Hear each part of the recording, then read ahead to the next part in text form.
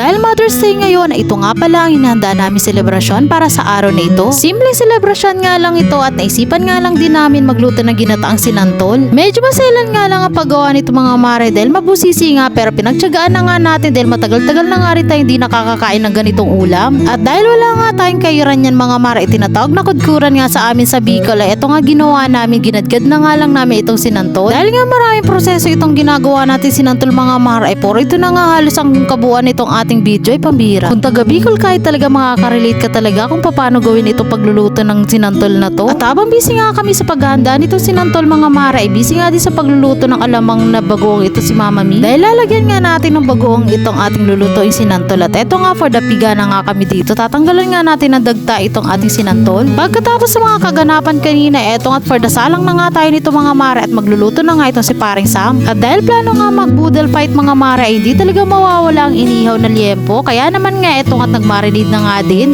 Ganito nga kami mag-celebrate dito mga mare, boodle fight talaga. Simpleng celebration lang at puro kain na nga lang ginagawa natin. At eto nga inilagay na nga rin itong gata dito sa sinantol mga mare. Malapit na nga din itong maluto. Kaya naman nga for the lagay na nga na unang gata ito si Paring Sam.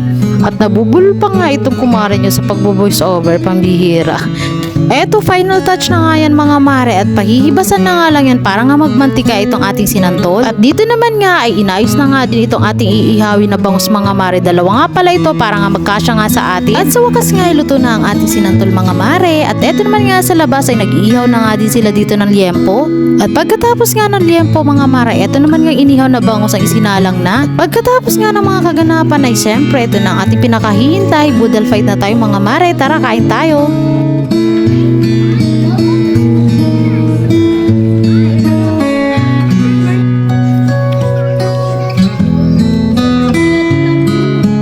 Bago matapos itong video na to mga mare, hayaan nyo ako makapagpasalamat sa aking mama na kahit nga wala siya dito para mag-celebrate ay binabati ko pa rin siya ng happy Mother's Day. At sa mga ina na nandito, sa mama ni Sam, kay Mama Mi at kay Dada, maraming salamat po at happy Mother's Day po sa inyo. Sa aking minamahal na kapatid na si ate, sa mga kaibigan, mga pinsan at mga tita na kapwa nanay na rin, happy Mother's Day po sa ating lahat. Ang ating mga nanay ay nagsilbing ilaw ng ating mga tahanan at gabay natin sa ating buhay. Kaya naman nga maraming salamat po sa inyong lahat. At maraming salamat sa binigay na card nitong sweet na ate kambal ni Jude. Salamat ate Kylie and ate Kyrie. At sa kanilang mami Mane na parang nanay na rin ni Jude. Maraming salamat sa pag-aalaga kay Jude.